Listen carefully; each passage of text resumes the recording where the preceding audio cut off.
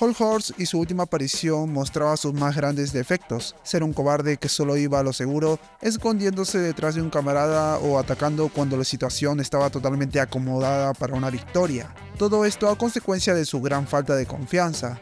Es algo que destacaba en el vaquero y que obviamente muchos notamos en Stardust Crusaders. Araki cerró a este personaje así, humillado y probablemente postrado en un hospital esperando su final a manos de Dio por no haber logrado su objetivo, vencer a los Joestar. Probablemente nunca sabríamos qué sería de la vida del pistolero si no llegaba a existir Crazy Diamond's Demonic Heartbreak, historia que le da una vuelta total a la vida del vaquero. Y no solo a él, sino que se desarrollan una variedad de temáticas de una manera magnífica, dándole así una mejora increíble a uno de los personajes más recordados de la franquicia de JoJo's Bizarre Adventure.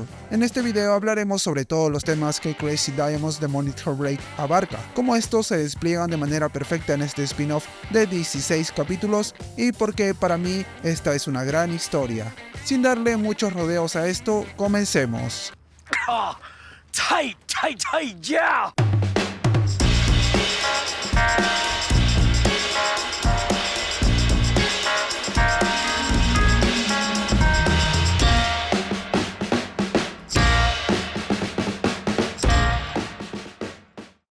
La historia de Crazy Diamond's Demonic Heartbreak se desarrolla entre Stardust Crusaders y Diamond is Unbreakable, una década después de la muerte de Dio. En esta historia tenemos un grupo variado de protagonistas, pero el principal es Whole Horse. En algún lugar de Egipto, el vaquero ya envejecido muestra el mismo carácter, quizá ganando un poco de sabiduría, pero siendo el mismo personaje de la parte 3, un tipo galante con las mujeres que no dudaría en actuar si están en algún aprieto o si necesitan ayuda. Sabemos que a pesar de sus defectos, este aspecto era algo que remarcaba al personaje como su gran fortaleza. En este caso, una mujer anciana le relata algo muy curioso. Pet Shop, el águila usuaria de Stan, que una vez se enfrentó a Iggy, fue originalmente entrenado junto a un loro por el descendiente de esta mujer, un hombre que amaba a sus aves como si fueran sus propios hijos. Claramente sabemos cómo terminó Pet Shop, pero el loro quedó en manos de la abuela hasta que un día desapareció de la jaula en la que lo tenía. Esta mujer suelta una petición que Whole Horse no podría rechazar. Le pide que le ayude a encontrar a su loro desesperadamente. Esto teniendo en cuenta que este loro posiblemente sea un usuario de Stan y que si antes fuera encontrado por la Fundación Speedwagon, probablemente sería aniquilado. Y no es que Whole Horse sacara un gran beneficio de esto, sino que se deja llevar por su más remarcada característica, su caballerosidad hacia las mujeres, algo que no puede negar de sí mismo. Con esto tenemos claro que, como dije en un inicio, Whole Horse sigue siendo el mismo, pero eso no solo con respecto a lo bueno de su personalidad. Eventualmente vemos que también mantiene sus traumas. Lo primero es su meticulosa revisión del tiempo, esto debido a su fallido ataque final a los Crusaders cuando tuvo un error de cálculo entre su reloj de mano y el de la torre, por lo cual se llevó su propio ataque directo a su cabeza, algo del pasado que Whole Horse sigue recordando. Eventualmente también vemos otro trauma que no solo lo marcó a él, sino a varios de los lacayos de Dio que aún están con vida. En su encuentro con Mariah, se remarca cómo ella aún sigue sintiéndose impactada por su experiencia con Dio, teniendo pesadillas en las que éste la somete a sus órdenes, y menciona que no tiene la convicción de decir que lo que hacía por el vampiro era solo por temor, sino que una parte de ella acepta que se sentía bien servirle a un ser tan poderoso, describiéndolo como si fuera algo placentero. Este trauma es un punto recurrente durante toda la obra. Ahora, en búsqueda de cumplir su misión, Whole Horse decide acercarse nuevamente a Boingo para tener a Toph de su lado, y este libro le revela que el oro está en Morio, la ciudad que conocemos en la parte 4 de JoJo's Diamond is Unbreakable. Desde aquí ya tenemos muchos temas planteados y agregamos uno más. Conocemos a la prima de Noriaki Kakyoin, Ryoko, y esta nos plantea otro tema relacionado a Dio y la muerte de Noriaki. Esta mujer tiene un trauma relacionado a la desaparición y muerte de su primo, ya que no sabe qué sucedió con él y se culpa por la situación.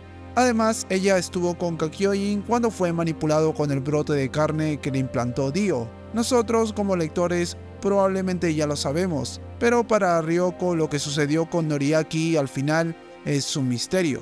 Es por eso que cuando ella está caminando por las calles de Morio y se encuentra el libro de Toph con la palabra Dio incluida en esta, recuerda el incidente en el que su primo fue alejado de ella, y esto directamente la motiva a tomar este cómic y huir. Asimismo, se revela que Boingo se perdió en esta nueva ciudad, y que ahora, sin el libro, no tiene la posibilidad de leer el futuro a corto plazo, lo cual lo pone muy nervioso, y le recuerda lo débil que es ante el terror que Dio impartía con tan solo escuchar su nombre. Además, ahora podemos tener en cuenta a Toph como un ser individual que tiene como voluntad liberar a Boingo del temor y yugo de Dio. Y claro, también tenemos a Yosuke, quien se comporta de la misma manera en la que lo conocemos, un tipo noble de buen corazón que siempre actúa de buena fe, ayudando a los demás y llevando por delante su orgullosa cabellera. En fin, desde ya podría parecer que son muchos temas y personajes, y que probablemente en un spin-off tan breve no sería posible desarrollar todo, y algunas cosas quedarían inconclusas, pero no sucede así. En Morio es donde absolutamente todo se revela. Sin embargo, primero quiero enfocarme en el vaquero. Hol Horse, como dije, es un hombre que ha sido aplastado por sus propios temores. Por lo tanto, que su oponente en este caso sea un loro manipulando su percepción de la realidad con la habilidad de hacerlo vivir en carne propia los recuerdos que tiene en su memoria, es algo aterrorizante para el vaquero. Sobre todo porque este loro conserva memorias relacionadas a Dio, con lo cual hace que Hol Horse viva experiencias en las que tiene que enfrentar su temor por el vampiro. Con pocas palabras y un gran estilo de arte, este spin-off demuestra el terror de Hol Horse y nos plasma la debilidad del vaquero, algo que ya sabíamos, pero que, luego de tantos años pasados desde la muerte de este villano, podría haber desaparecido o disminuido, pero no, todo se mantiene de la misma manera. Es aquí donde Yosuke aparece, y a mi parecer crea un vínculo muy interesante con Hol Horse durante todo este spin-off. Asimismo, Ryoko, quien tomó el libro, usa las predicciones de este para avanzar hasta encontrar una pista respecto a la desaparición de su primo. Es así como entre estos tres personajes se involucran tanto en el tema de las secuelas de los actos de Dio, como en el misterio de la desaparición del loro que acecha esta ciudad y las consecuencias a las que podría llegar.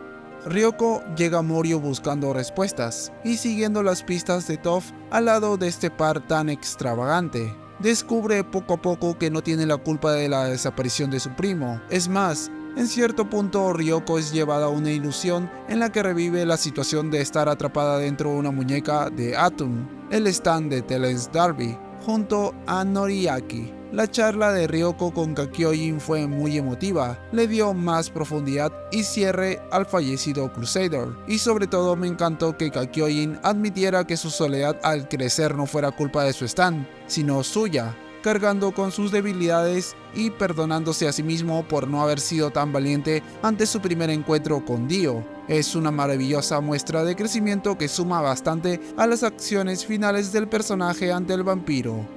Es así como libera a Ryoko de toda su culpa y se cierra esta situación. Además, es una forma genuinamente fantástica de seguir al personaje de Kakyoin sin deshacer el impacto de su muerte.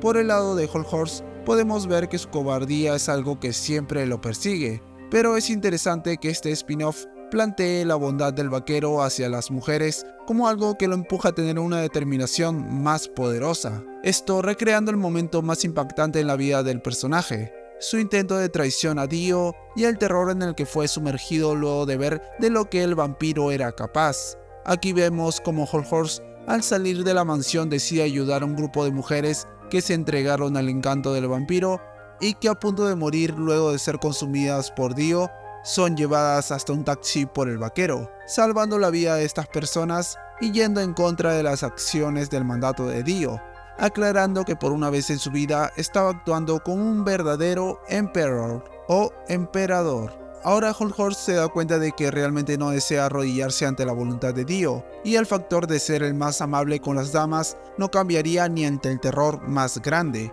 Es así como el vaquero se hace amo de su propia alma y sigue hacia adelante, encarando los problemas que tiene enfrente.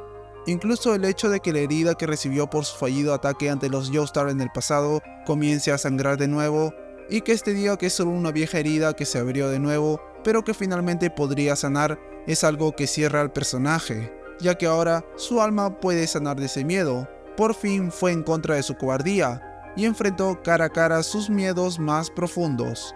Asimismo, tenemos varias situaciones en las que Yosuke fue sumergido en los recuerdos que carga el oro, y el más interesante es que tuvo que encarnar el terror del apostador más grande de yoyos, Daniel Darby. Creo que desarrollar el terror que vivió este apostador al enfrentarse a una partida de póker ante Dio y sincronizarlo con Yosuke fue lo más acertado. En general, darle relevancia a personajes menores de la parte 3 de yoyos me encantó, sobre todo porque podemos conocer su perspectiva sobre su interacción ante Dio. Otro punto interesante es la forma en la que describen a Toph. Durante la obra ya se daba a entender que este existía como una voluntad separada, no como un stand, y finalmente se reveló que su propósito original era hacer un registro de los eventos de la historia humana, cambiando en respuesta a la época y la mente de su portador. Y a pesar de ser solo un registro, al terminar indirectamente bajo el control de Dio, se demuestra que este libro quería liberarse, no solo por su cuenta, sino a través del miedo que poseía a Boingo.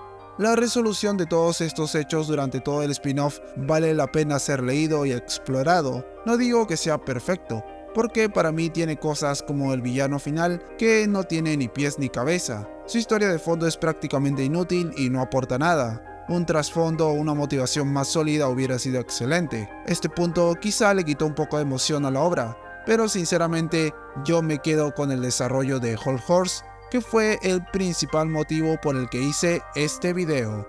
Así que vayan a leerlo, lo recomiendo al 100%. Un gran spin-off, no solo en guión, sino también una joya si hablamos de su arte. Tanto Kouhei Kadono como Tasuku Karasuma se lucieron y le hicieron un gran honor al maestro Hirohiko Araki y su más grande trabajo. En fin, eso fue todo por este video. Si les gustó, recuerden que pueden suscribirse al canal, dejar un like y un comentario, ya que con esto me ayudan bastante. Asimismo, pueden seguirme en mis redes sociales. Estoy en Instagram, Twitter y TikTok, donde subo contenido muy seguido. Además, quiero agradecer a los miembros exclusivos del canal que siempre apoyan mi contenido. Y en fin, eso fue todo, gente. Nos vemos hasta un próximo video. Chao.